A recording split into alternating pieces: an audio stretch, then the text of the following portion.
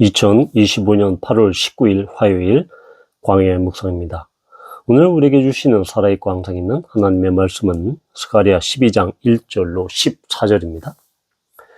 이스라엘에 관한 여호와의 경고의 말씀입니다. 여호와 곧 하늘을 펴시며 땅에 터를 세우시며 사람 안에 심령을 지으신 이가 이르시되 보라 내가 예루살렘으로 그 사면 모든 민족에게 취하게 하는 잔이 되게 할 것이라.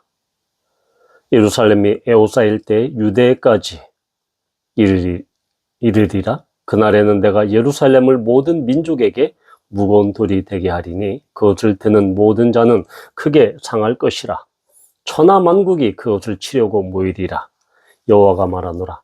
그 날에 내가 모든 말을 쳐서 놀라게 하며 그 탄자를 쳐서 미치게 하되 유다 족속은 내가 돌보고 모든 민족의 말을 쳐서 눈이 멀게 하리니 유다의 우두머리들이 마음속에 이르기를 예루살렘 주민이 그들의 하나님 만군의 여호와로 말미암아 힘을 얻었다 할지라.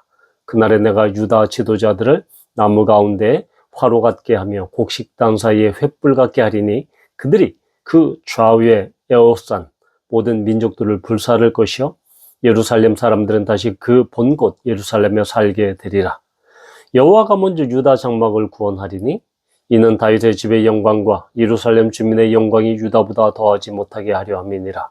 그날에 여호와가 예루살렘 주민을 보호하리니 그 중에 약한 자가 그날에는 다윗 같겠고 다윗의 족속은 하나님 같고 무리 앞에 있는 여호와의 사자 같을 것이라.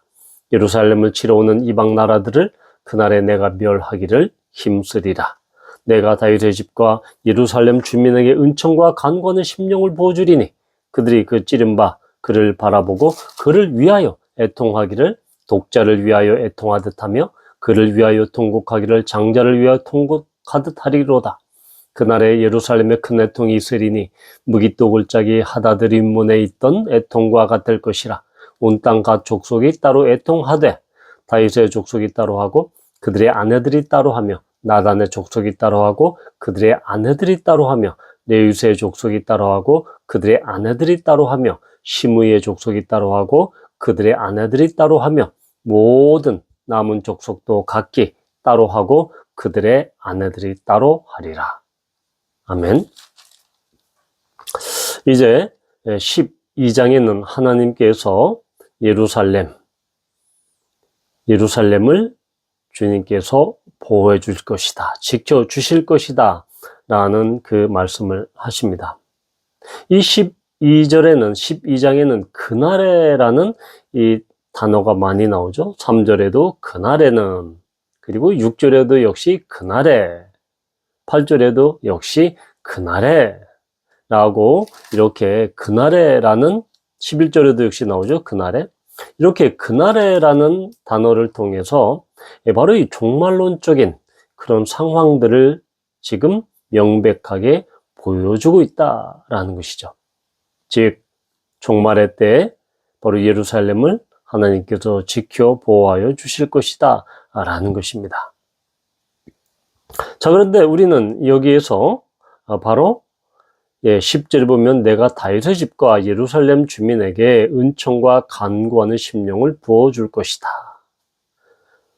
라고 하면서 그들이 그 찌른 바 그를 바라보고 그를 위하여 애통할 것이다 라고 말씀하고 있습니다. 자, 우리는 이미 이 심령, 즉 은총과 간구하는 심령, 이것은 바로 하나님의 영, 성령을 이야기한다고 볼 수 있죠. 즉 여호와 하나님께서 다윗 왕가와 예루살렘 온 주민에게 정말로 여호와의 성령, 하나님의 영, 성령을 부어줄 것이다. 그렇게 되면 그들 가운데 애통함이 있을 것이다 라고, 이런 애통과 통곡이 있을 것이다. 그러면서 그 애통과 통곡이 얼마나 큰 것인지 계속해서 보여주고 있죠. 각 족속과 다윗의 족속, 나단의 족속, 레위의 족속, 그리고 시므의 족속, 바로 이스라엘의 대표적인 족속을 이야기하면서 이 모든 족속들이 통곡하며 애통할 것이다. 왜요? 바로 그들이 그 찌른 바 그를 바라보고 그를 위하여 통곡한다라는 것입니다. 바로 이 그를 바라보고 그들이 예루살렘 주민이 찌른 바 그를, 여기서 그는 이 관주에 보면 어떤 버전에는, 어떤 역본에는 나를 이렇게 이야기합니다. 즉 나를 바라보고 있다. 그러니까 여호와 하나님을 1인칭 자신이 되어서 여호와 하나님을 바라보고 있다. 그러니까 여호와 하나님께서 찔림을 당하셨다. 바로 이 이야기는, 그러면 이 찔림 당한 사람이 누군가? 찔림 당한 사람은 바로 우리는 여기에서 뭐 선지자나 아니면 다윗 왕가의 뭐 그런 수룹바벨, 뭐 여러 사람들을 우리는 이렇게 상정할 수 있습니다. 그렇다면 과연 이 찔렸다라고 했을 때 어떤 사람들로 우리는 이 찔림을 받았다, 찔렸다라고 이야기할 수 있을까요? 바로 여러 가지 해석이 있지만 우리는 여호와의 대변자, 여호와 하나님의 대리자, 이런 식으로 표현하거나 아니면 여호와 자신이다. 그러니까 여호와의 목자. 여호와의 목자가 찔림을 받았는데, 아니면 그것을 여호와 하나님께서는 자신이 마치 찔린 것처럼 그렇게 여기신다라는 것입니다. 이 목자의 찔림을 하나님께서는 자기 자신이 마치 찔린 것처럼 그렇게 동일시하고 있다라는 것입니다. 바로 이것은 여호와 하나님께서 어떠한 여호와의 대리자로 표현되는 인간의 고통과 고난에 동참하신다라는 것이죠. 그런데 우리는 이미 빌립보서 2장 6절에서 8절까지 여호와 하나님께서 보내신 그 예수 그리스도가 근본 하나님의 본체시나 하나님의 동등됨을 취할 것을 여기지 아니하셨다. 그러면서 사람들과 같이 되셨고 사람의 모양으로 나타나사 자기를 낮추시고 죽기까지 복종하셨다라고 하면서 예수 그리스도의 성육신과 또한 예수 그리스도의 십자가에서 죽으심을 이야기하고 있습니다. 즉 하나님 자신이 마치 찔린 것처럼 여기신다라고 하는 것은 바로 그 찔린 자가 바로 예수 그리스도이다라는 것을 우리는 이렇게 생각해 볼 수 있는 것이죠. 그런데 바로 그러한 찔린 자 예수 그리스도를 보고 애통하며 통곡한다라는 것입니다. 즉 회개하며 애통하는 이 일이 다윗의 집과 예루살렘 주민에게 있을 것이다 라고 이야기합니다. 자, 바로 우리는 이 요한복음 19장 37절에 보면 또 다른 성경에 그들이 그 찌른 자를 보리라 하였느니라 라고 하면서 바로 오늘 이 본문 스가랴 12장 10절을 인용합니다. 그런데 여기서 그 찌른 자를 보리라 라고 이야기한 것은 바로 이 찔림 당한 자가 결국 예수 그리스도다라는 것을 이야기해 주죠. 바로 이 예수 그리스도의 죽음은 오늘 스가랴 12장 10절에서 예언한 그 말씀이 이루어진 것이다. 그래서 예수 그리스도가 바로 예언서에서, 구약의 예언서에서 이야기하고 있는 그 메시아 왕으로 오신 그분이 바로 예수 그리스도다라는 것을 우리는 보게 되는 것이죠. 그런데 지금 이 12장에서는 그 찔림 당한 자를 보고 애통하고 애곡하고 통곡하고 회개하는 자가 바로 예루살렘 주민입니다. 자, 그런데 신약으로 넘어가 보면 이것이 어떻게 되어갑니까? 요한복음 19장 35절에 보면 이를 본 자가 증언하였으니 그 증언이 참이라 그가 자기의 말하는 것이 참인 줄 알고 너희로 믿게 하려 함이니라. 자, 여기서 우리는 바로 로마 군인, 십자가형에 참여했던 예수님의 십자가형에 집행했던 그런 로마 군인의 회개를 보게 됩니다. 바로 다른 복음서에는 이는 참 하나님의 아들이었다 라는 것을 이렇게 고백하죠. 그러니까 이러한 애통함, 그런 애통함이 바로 이 사도행전에 보면 우리는 사도행전 2장에서 바로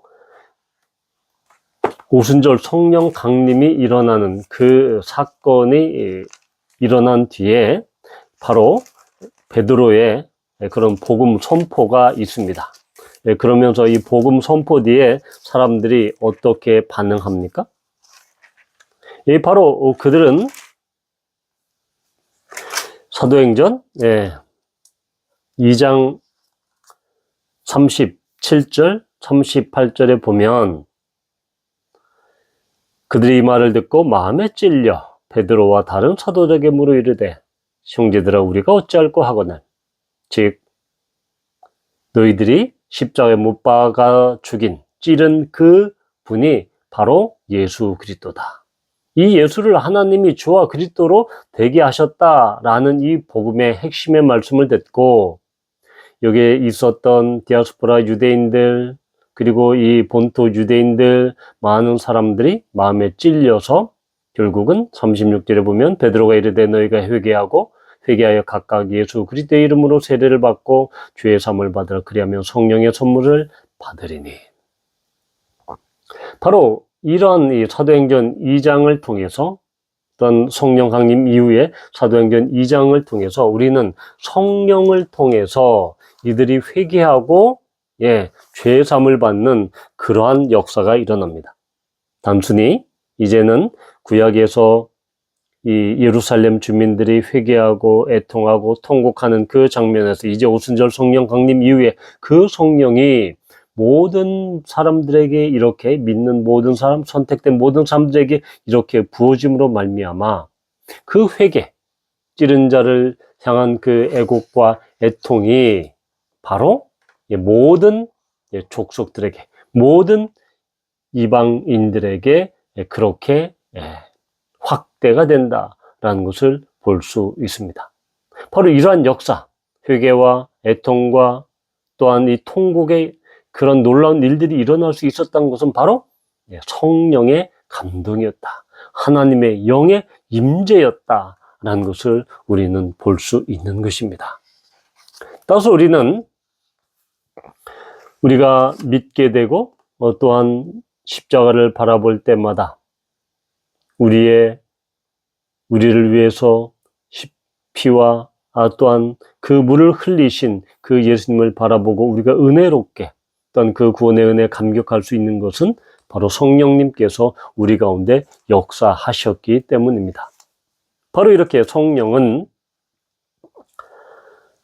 이 구약에서는 그분의 백성들을 회개하고 통곡해 하지만 또한 이 신약에서는 새 이스라엘, 즉 예수 그리스도를 믿는 모든 사람들에게 믿게 하고 또한 그들에게 죄를 깨닫게 하고 회개하고 또한 찔림당한 그 예수 그리스도를 바라보게 하십니다. 이것이 바로 성령의 놀라운 역할이다. 그것은 바로 10절에 나와 있는 은총과 간구하는 심령을 부어주실 때 이 일이 역사가 가능하다라는 것을 보게 되는 것입니다.